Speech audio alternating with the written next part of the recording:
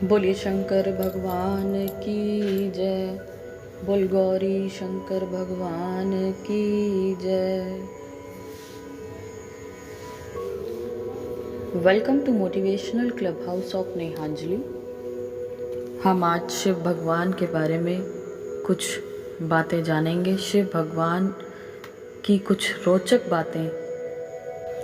तो आइए शुरू करते हैं। भगवान शिव के द्वारा जो सृष्टि रची गई उसके बारे में पहले हम आपसे बताएंगे, किस तरह से शिव भगवान ने सृष्टि बनाई, संसार बनाया। तो शुरू करते हैं। उससे पहले अगर आप चैनल पर न्यू हैं तो प्लीज़ चैनल को सब्सक्राइब कीजिए। अगर वीडियोस पसंद आती हैं तो प्लीज़ लाइक और शेयर ज़रूर करें। तो शुरू करते हैं। जिस समय सर्वत्र केवल अंधकार ही अंधकार था, ना सूर्य दिखाई देते थे ना चंद्रमा, अन्यान्य ग्रह नक्षत्रों का भी कहीं पता नहीं था, ना दिन होता था ना रात, अग्नि, पृथ्वी, जल और वायु की भी सत्ता नहीं थी। उस समय एकमात्र सत ब्रह्म अर्थात सदा शिव की ही सत्ता विद्यमान थी, जो अनादि और चिन्मय कही जाती है। उन्हीं भगवान सदा शिव को वेद, पुराण और उपनिषद तथा संत महात्मा आदि ईश्वर तथा सर्वलोक महेश्वर कहते हैं। एक बार भगवान शिव के मन में सृष्टि रचने की इच्छा हुई। उन्होंने सोचा कि मैं एक से अनेक हो जाऊं। यह विचार आते ही सबसे पहले महेश्वर परमेश्वर शिव ने अपनी पराशक्ति अंबिका को प्रकट किया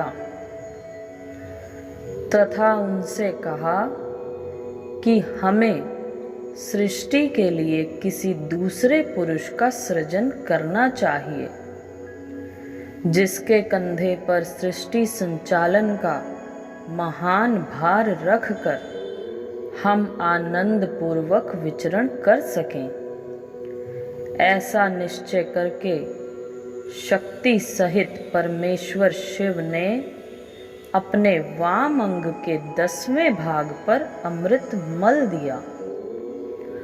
वहां से तत्काल एक दिव्य पुरुष प्रकट हुआ। उसका सौंदर्य अतुलनीय था।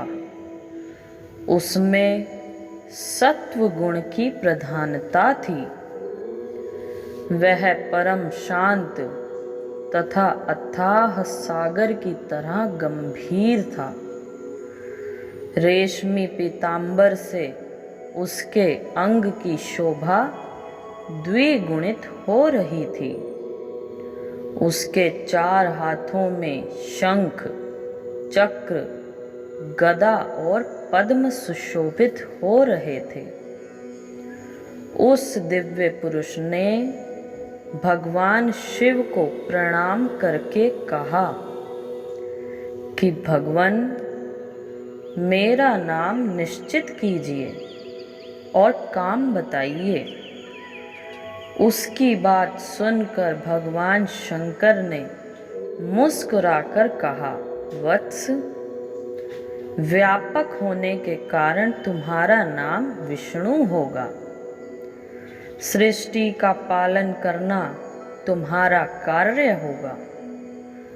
इस समय तुम उत्तम तप करो। भगवान शिव का आदेश प्राप्त कर श्री विष्णु कठोर तपस्या करने लगे। उस तपस्या के श्रम से उनके अंगों से जल धाराएं निकलने लगीं। जिससे सूना आकाश भर गया। अंततः उन्होंने थक कर उसी जल में शयन किया। जल अर्थात नार में शयन करने के कारण ही श्री विष्णु का नाम नारायण हुआ। तदंतर सोते हुए नारायण की नाभि से एक उत्तम कमल प्रकट हुआ। उसी समय भगवान शिव ने अपने दाहिने अंग से चतुर्मुख ब्रह्मा को प्रकट करके उस कमल पर डाल दिया। महेश्वर की माया से मोहित हो जाने के कारण बहुत दिनों तक ब्रह्मा जी उस कमल के नाल में भ्रमण करते रहे, किंतु उन्हें अपने उत्पत्तिकर्ता का पता नहीं लगा। आकाशवाणी द्वारा तप का आदेश मिलने पर ब्रह्मा जी ने अपने जन्मदाता के दर्शनार्थ 12 वर्षों तक कठोर तपस्या की। तत्पश्चात उनके सम्मुख भगवान विष्णु प्रकट हुए। परमेश्वर शिव की लीला से उस समय वहाँ श्री विष्णु और ब्रह्मा जी के बीच विवाद छिड़ गया। सहसा उन दोनों के मध्य एक दिव्य अग्नि स्तंभ प्रकट हुआ। बहुत प्रयास के बाद भी ब्रह्मा और विष्णु उस अग्नि स्तंभ के आदि अंत का पता नहीं लगा सके। अंततः थक कर भगवान विष्णु ने प्रार्थना किया कि महाप्रभो, हम आपके स्वरूप को नहीं जानते। आप जो कोई भी हो, हमें दर्शन दीजिए। भगवान विष्णु की स्तुति सुनकर महेश्वर सहसा प्रकट हो गए और बोले, सुर श्रेष्ठ गण, मैं तुम दोनों के तप और भक्ति से भली भांति संतुष्ट हूँ। ब्राह्मण, तुम मेरी आज्ञा से जगत की सृष्टि करो और वत्स विष्णु, तुम इस चराचर जगत का पालन करो। तदंतर परमेश्वर शिव ने अपने हृदय भाग से रुद्र को प्रकट किया और उन्हें संहार का दायित्व सौंपकर वहीं अंतर्ध्यान हो गए। बोलिए शंकर भगवान की जय। बोल गौरी शंकर भगवान की जय। अब इसके बाद जानेंगे हम सृष्टि का संचार आगे कैसे हुआ, जिसमें हम जानेंगे अर्धनारीश्वर शिव के बारे में। आधे नारी और आधे शिव के बारे में हम जानेंगे।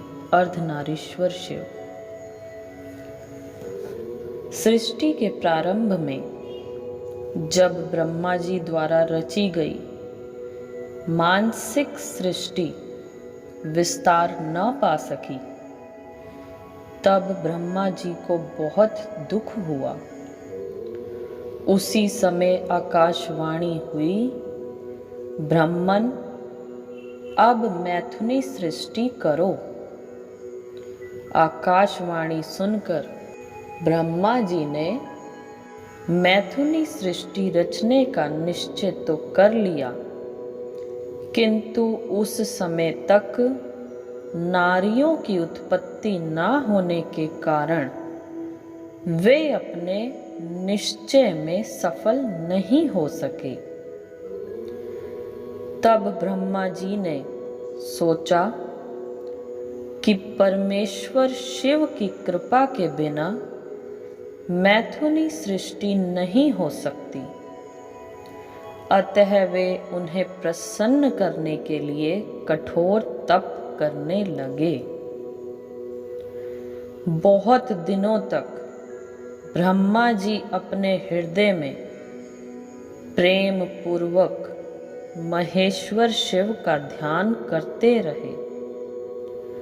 उनके तीव्र तप से प्रसन्न होकर भगवान उमा महेश्वर ने उन्हें अर्धनारीश्वर रूप में दर्शन दिया। देवादिदेव भगवान शिव के उस दिव्य स्वरूप को देखकर ब्रह्मा जी अभिभूत हो उठे और उन्होंने दंड की भांति भूमि पर लेटकर उस अलौकिक विग्रह को प्रणाम किया। महेश्वर शिव ने कहा, पुत्र ब्रह्मा, मुझे तुम्हारा मनोरथ ज्ञात हो गया है। तुमने प्रजाओं की वृद्धि के लिए जो कठिन तप किया है, उससे मैं परम प्रसन्न हूँ। मैं तुम्हारी इच्छा अवश्य पूरी करूँगा। ऐसा कहकर शिवजी ने अपने शरीर के आधे भाग से उमा देवी को अलग कर दिया। तदंतर परमेश्वर शिव के अर्धांग से अलग हुई उन पराशक्ति को साष्टांग प्रणाम करके ब्रह्मा जी इस प्रकार कहने लगे, शिवे, सृष्टि के प्रारंभ में आपके पति देवाधिदेव शंभु ने मेरी रचना की थी। भगवती, उन्हीं के आदेश से मैंने देवता आदि समस्त प्रजाओं की मानसिक सृष्टि की, परंतु अनेक प्रयासों के बाद भी उनकी वृद्धि करने में मैं असफल रहा हूँ। अतः अब स्त्री पुरुष के समागम से मैं प्रजाओं को उत्पन्न कर सृष्टि का विस्तार करना चाहता हूँ, किंतु अभी तक नारी कुल का प्राकट्य नहीं हुआ और नारी कुल की सृष्टि करना मेरी शक्ति के बाहर है। देवी, आप संपूर्ण सृष्टि तथा शक्तियों की उदम स्थली हैं। इसलिए हे मातेश्वरी, आप मुझे नारी कुल की सृष्टि करने की शक्ति प्रदान करें। मैं आपसे एक विनती और करता हूँ कि चराचर जगत की वृद्धि के लिए आप मेरे पुत्र दक्ष की पुत्री के रूप में जन्म लेने की कृपा करें। ब्रह्मा की प्रार्थना सुनकर परमेश्वरी शिवा ने तथास्तु, ऐसा ही होगा, कहा और ब्रह्मा को उन्होंने नारी कुल की सृष्टि करने की शक्ति प्रदान की। इसके लिए उन्होंने अपनी बाहों के मध्य भाग से अपने ही समान कांतिमती एक शक्ति प्रकट की। उसे देखकर देव देवेश्वर शिव ने हंसते हुए कहा, देवी, ब्रह्मा ने तपस्या द्वारा तुम्हारी आराधना की है। अब तुम उन पर प्रसन्न हो जाओ और उनका मनोरथ पूर्ण करो। परमेश्वर शिव की इस आज्ञा को शिरोधार्य करके वह शक्ति ब्रह्मा जी की प्रार्थना के अनुसार दक्ष की पुत्री हो गई। इस प्रकार ब्रह्मा जी को अनुपम शक्ति देकर देवी शिवा महादेव जी के शरीर में प्रविष्ट हो गई। फिर महादेव जी भी अंतर्ध्यान हो गए। तभी से इस लोक में मैथुनी सृष्टि चल पड़ी। सफल मनोरथ होकर ब्रह्मा जी भी परमेश्वर शिव का स्मरण करते हुए निर्विघ्न रूप से सृष्टि विस्तार करने लगे। इस प्रकार शिव और शक्ति एक दूसरे से अभिन्न तथा सृष्टि के आदि कारण हैं। जैसे पुष्प में गंध, चंद्र में चंद्रिका, सूर्य में प्रभा नित्य और स्वभाव सिद्ध है, उसी प्रकार शिव में शक्ति भी स्वभाव सिद्ध है। शिव में इकार की शक्ति है। शिव कूटस्थ तत्व है और शक्ति परिणामी तत्व। शिव अजन्मा आत्मा है और शक्ति जगत में नाम रूप के द्वारा व्यक्त सत्ता। यही अर्धनारीश्वर शिव का रहस्य है। बोलिए शंकर भगवान की जय। इसके बाद हम आपको बताएंगे सती के जन्म और उसकी तपस्या और फिर विवाह के बारे में। So thank you so much friends.